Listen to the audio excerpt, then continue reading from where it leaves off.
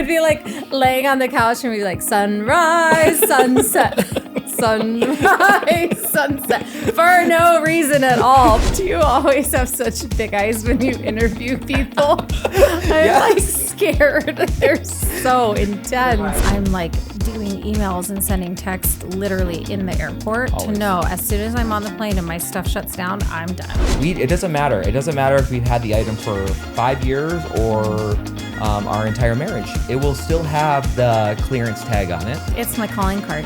I've decided. It's my calling card. This is the Sprinter Mom with Lashes On podcast.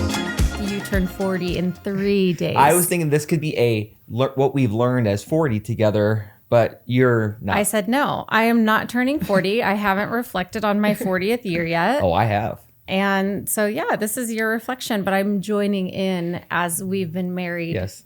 17 years.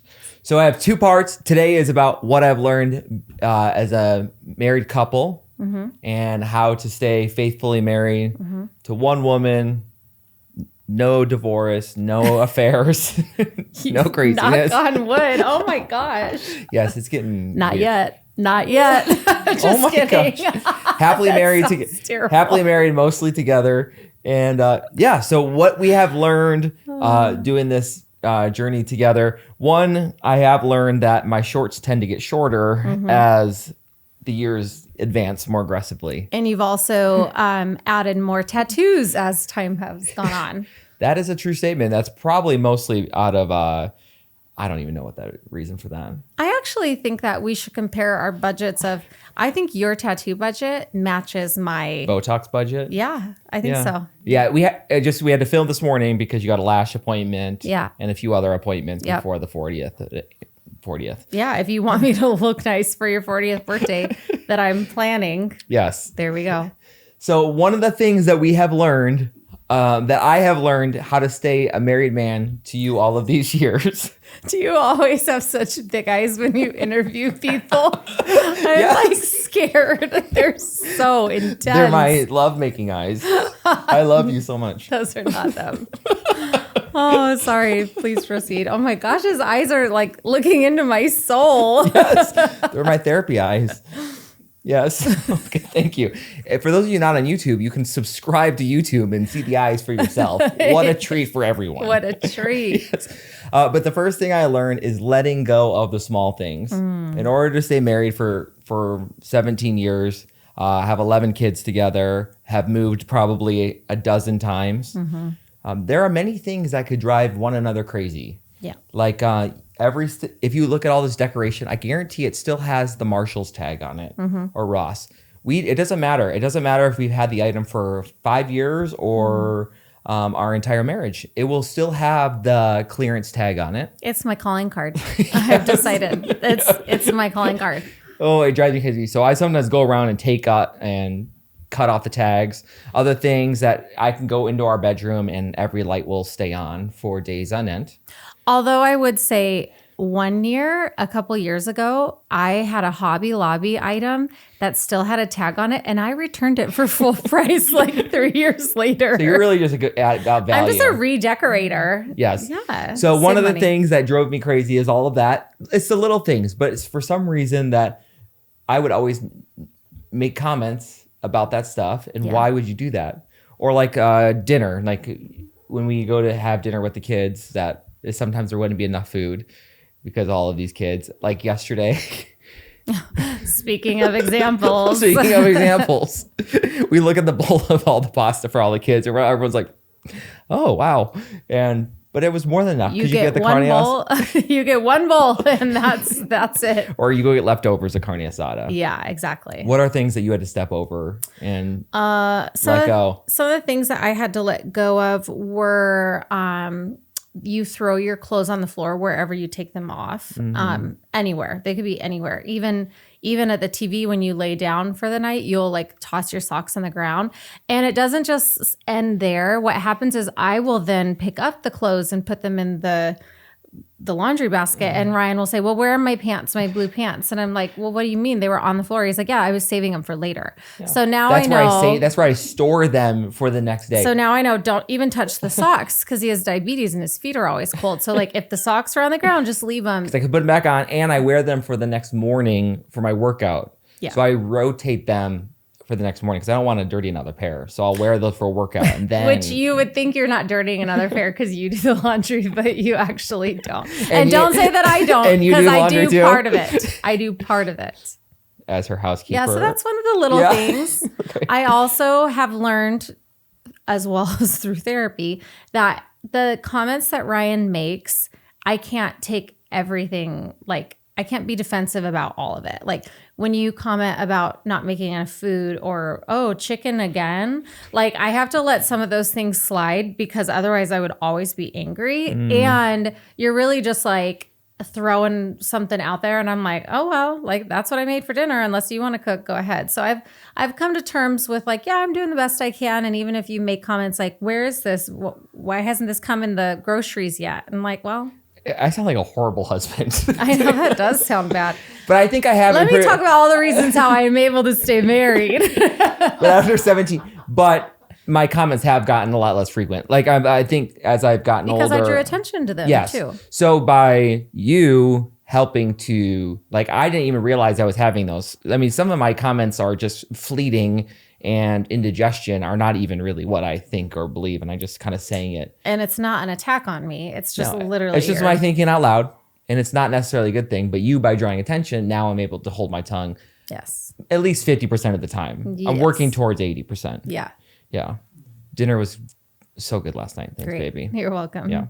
So that's the first thing is let go of the little things. Yes. One lesson we learned. Number 2 is we don't buy any more dogs. Don't buy any more dogs as the dogs are barking in the background.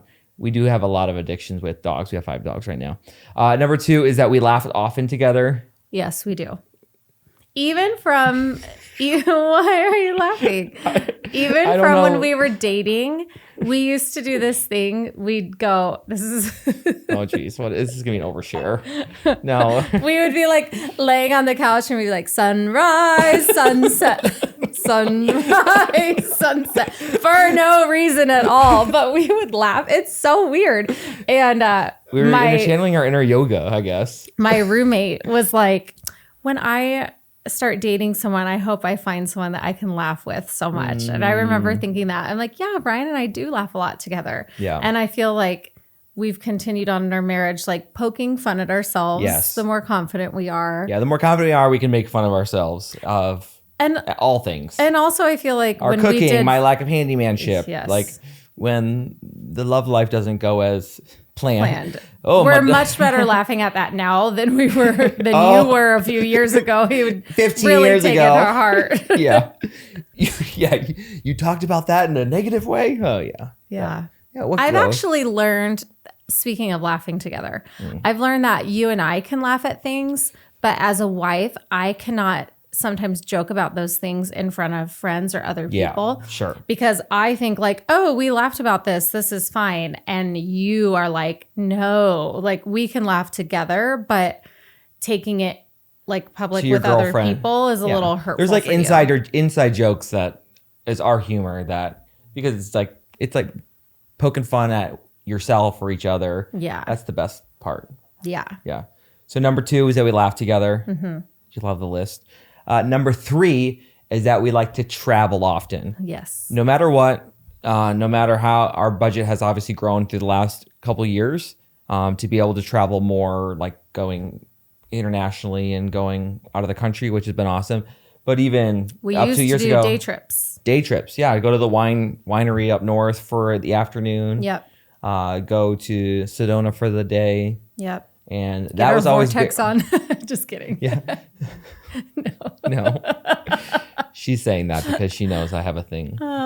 Just kidding.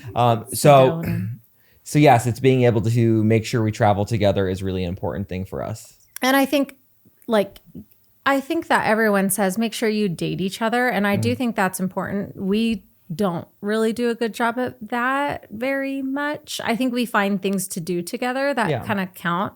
Like we go But golf. I would say that just dates doesn't like remove you. And I think removing yourself, even just driving to Sedona or driving.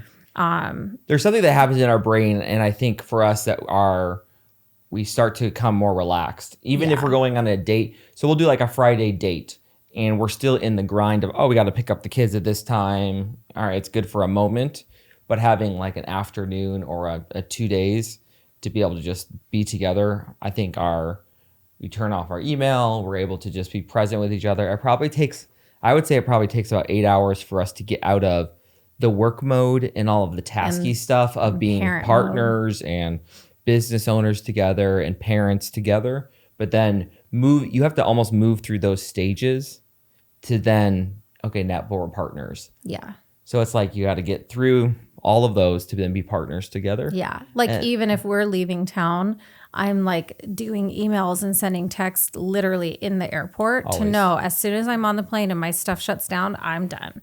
And so it's very task oriented until that point. And it's like, okay, now it's just us. And that, I think being able to travel together, even if it's one night or a week, has been probably, we have a very busy and big life like most people, a lot of people do, but that has been a saving grace for us. Yeah. That we'll continue to do and expand on. Cheers. Next. And those are the things to look forward to. So the things that I think, another one that I've learned, and which I'm so grateful for you, is that we really kind of have a united vision and purpose for our life. Mm-hmm. That we have a picture of not what today looks like, but almost like what future generations look like. Yeah. Like, and what do we want our kids' lives to be? It's like we're really legacy oriented and like future oriented versus just simply today. Yes. And just the grind of like today. What kind of kids do we want to develop? What do we want our family to look like when we are gone? Yeah.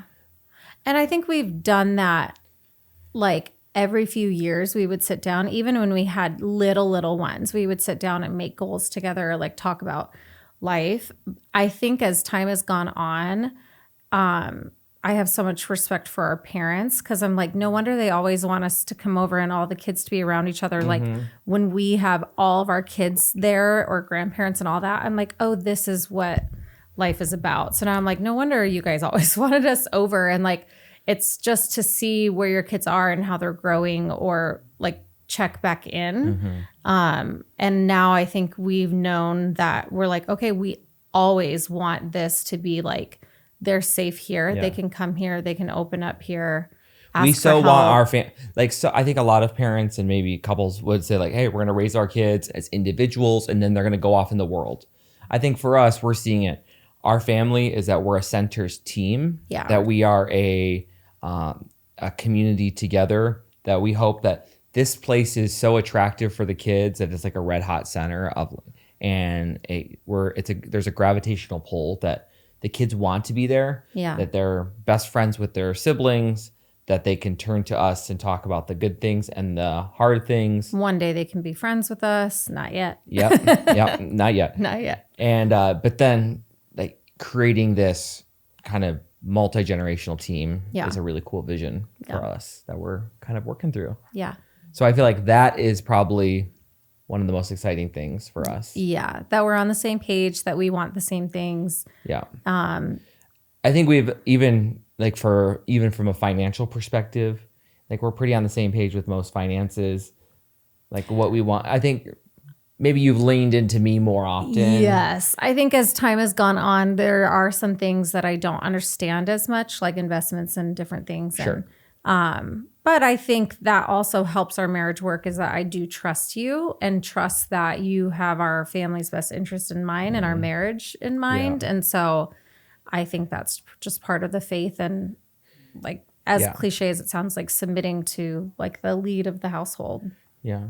And then I also think there are moments for us is you say, hey, Ryan, you're being a little too hard on the kids right now. And that you need to be more intentional and more sensitive for this kid or that kid. But I never do that in front of them. I always tell you when you're ready to hear it and when I know you'll receive it. Yeah.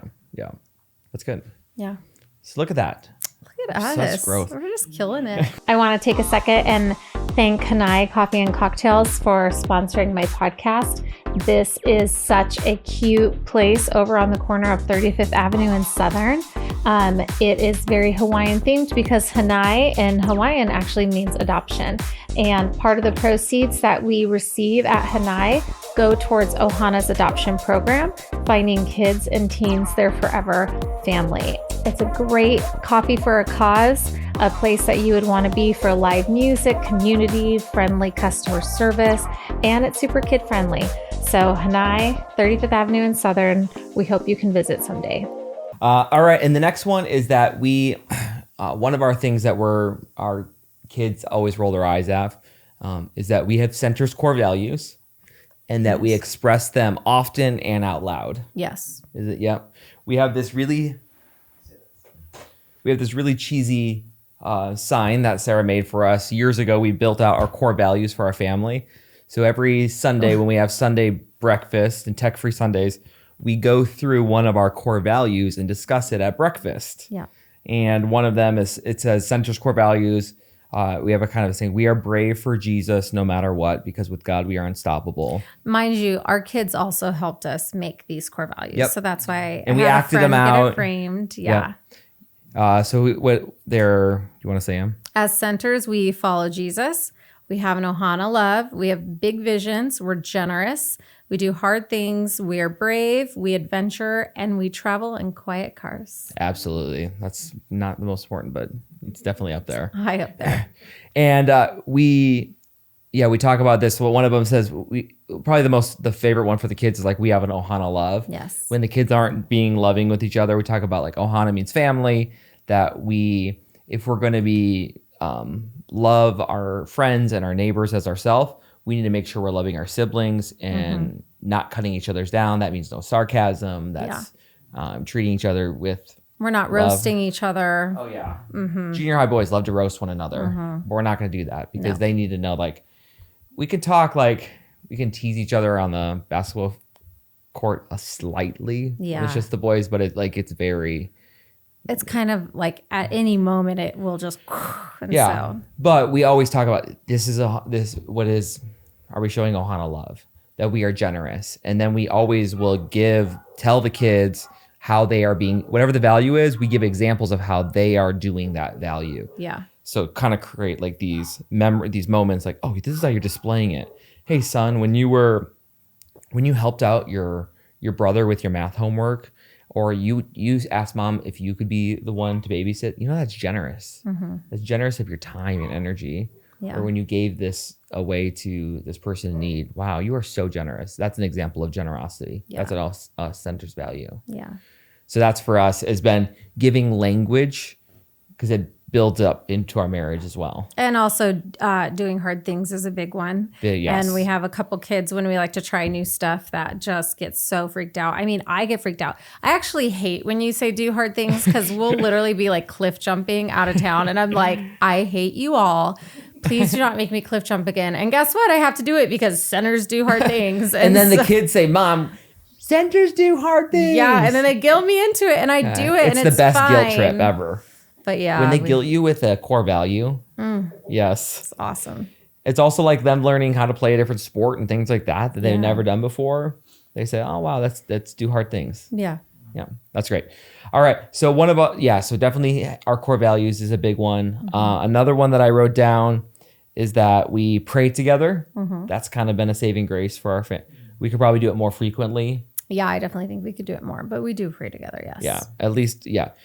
I know some couples that do it like every single morning together, every single night.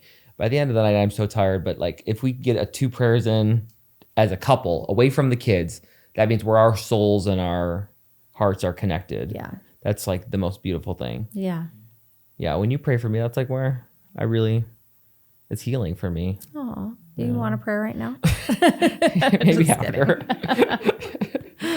Okay, I have 2 more. Is therapy is a good thing. Yes. Yes. So we've done 2 batches of marriage counseling. Yes. The one was about 4 years ago, was marriage therapy that turned into more individual therapy for myself. Yeah. And now it's marriage therapy turned more individual for you. No, it wasn't. I was like, whoa, I was already doing individual things so much. So yeah, now we're finishing up on our marriage therapy this batch around after transitioning the kids into our home and kind of a big life change. Yeah, I would say that without therapy, some of the big choices that we make would be much harder. And like, I think we make these big choices and like, we know where our heart is and it is a good choice. But I think the aftermath or the grieving of what was or what's coming or knowing that we have this 2-year-old all over again. It's like being able to process through some of that and like with someone else has been so helpful. And like confirming that we have a good life. Yeah. When in the therapy, it's always like, we are aligned so much on our vision and values. Yeah. But I think as time goes on and you kind of have these internal dialogues in your head that I'm not good at expressing that in my head. I'm good at expressing things, but not necessarily the deep things. Yeah. That I'm still kind of working through. Yeah. So those. And I would say the same for me. I bottle it all down. Oh, she's a stuffer. I'm a stuffer. Yeah. So having time to be able to understand and have compassion. Because it really, I think, has developed more compassion for each other. Yeah. That man, I can't believe you felt that way. That like breaks my heart. And I don't want you to have to feel like that. Yeah. And then, it just really like brings you closer because you're like, you see the other person more. And something I would say too is that you used to say is that you would always say like, well, we have a great marriage compared to this marriage or that marriage or this marriage. I love a good comparison. Like, stop comparing because I don't care I know that we already have a good marriage, but I think everyone can work on their marriage. So our marriage can get better. We can only compare it to what we want and what we know and what our kids deserve to see. Yes. And our family doesn't look like a lot of families. So that was my one thing is like, we do have a good marriage, but it doesn't mean it can't be better. Yeah.